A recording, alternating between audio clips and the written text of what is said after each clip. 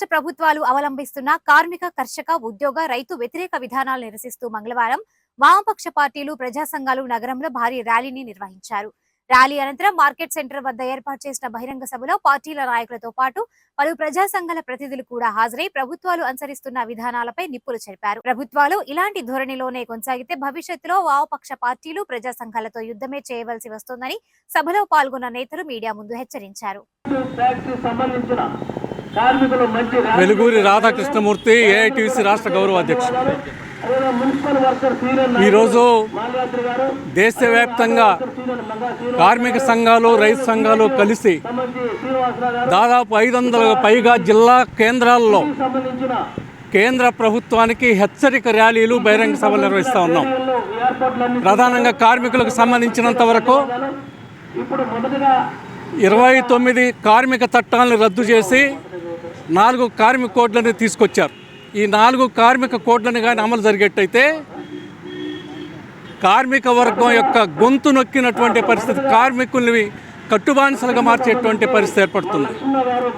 దేశంలో 12 గంటల పని విధానం అమలు చేయాలని, దేశంలో పని భద్రత లేకుండా చేయాలని, దేశంలో కార్మిక వర్గం సంఘాలు పెట్టుకుని హక్కును రద్దు చేయాలని, కార్మికులు సమ్మె చేసి హక్కును రద్దు చేయాలని ప్రయత్నం చేస్తున్నటువంటి నేపథ్యంలో గత అనేక సార్లుగా ఇటువంటి సమ్మెలు దేశవ్యాప్తంగా 20 కోట్ల మంది పైగా సమ్మెలు చేయడం జరిగింది.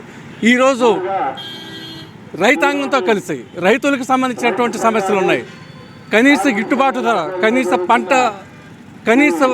ధర గిట్టుబాటు ధర ఇవ్వాలని రాజ్యాంగ ఆమోద దినోత్సవం సందర్భంగా దేశవ్యాప్తంగా కార్మిక సంఘాలు, రైతు సంఘాలు, ప్రజా సంఘాలు పెద్ద ఎత్తున నరేంద్ర మోడీ రైతులకు చేస్తున్నటువంటి ద్రోహానికి వ్యతిరేకంగా, కార్మికులకు చేసినటువంటి అన్యాయానికి వ్యతిరేకంగా ఈ రోజున కదం దొక్కి పెద్ద ఎత్తున ఈ గుంటూరు నగరంలో కూడా జిల్లా స్థాయి భారీ ప్రదర్శన నిర్వహించి, సభను కూడా నిర్వహించి నరేంద్ర మోడీ 4 లేబర్ కోడ్లు రద్దు చేసుకోవాలని, 3 వ్యవసాయ వ్యతిరేక నల్ల చట్టాలు రద్దు చేసుకోవాలని, అలాగే విద్యుత్ సంస్కరణల పేరుతోటి ప్రజలపై మోపేటటువంటి భారాలని ఆపేయాలని, అలాగే విద్యుత్ సౌకర్యాలు ప్రజలందరికీ కల్పించాలని, విశాఖ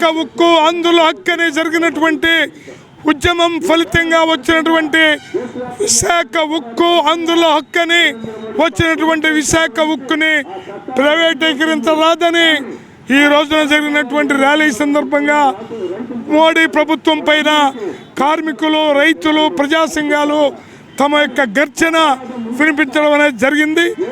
భవిష్యత్తులో నరేంద్ర మోడీ హఠావో అంటూ మరిన్ని పోరాటాలు నిర్వహిస్తామని తెలియజేస్తా ఉన్నా. ఈరోజు గుంటూరు నగరంలో ప్రదర్శన, అట్లాగే బహిరంగ సభ జరుగుతూ ఉన్నాయి. దీంట్లో ఏదైతే మరి వ్యవసాయ చట్టాలని 3 నల్ల చట్టాలను రద్దు చేయాలని, మరి 4 కోడ్లు ఏదైతే 26 చట్టాలని పోరాడి చట్టాలను తీసుకొచ్చి 4 కోడులు తీసుకొచ్చారు, 4 కార్మిక వ్యతిరేక కోడుల్ని రద్దు చేయాలని, అట్లాగే విశాఖ ఉక్కును ప్రభుత్వంగా నిర్వహించాలని, దానికి గనులు కేటాయించాలని, అట్లాగే కార్మిక వర్గాన్ని ఏదైతే ఉద్యోగస్తులందరూ కూడా కొనసాగించాలని, ఏదో కుంటి సాకులతోటి ఉద్యోగస్తులు కూడా ఆపుతా ఉన్నారు. ఈ అన్నిటి మీద జరిగే పోరాటంలో మోడీ వ్యతిరేక విధానాలకి వ్యతిరేకంగా, ఏదైతే ప్రైవేటీకరణ వ్యతిరేకంగా ఒక పక్క బ్యాంకుల్ని, రైల్వేలని, అంతరిక్షాన్ని కూడా ప్రైవేటీకరణ చేస్తున్న మోడీ విధానాలకు వ్యతిరేకంగా రాబోయే కాలంలో ఏదైతే ఇప్పుడు జరుగుతూ ఉందో ఈ పోరాటం పూర్తిగా మరి రాజ్యాంగాన్ని కాపాడుకుంటూ కార్మిక హక్కుల కోసం పోరాటాన్ని కొనసాగిస్తామని తెలియజేస్తా ఉన్నాం.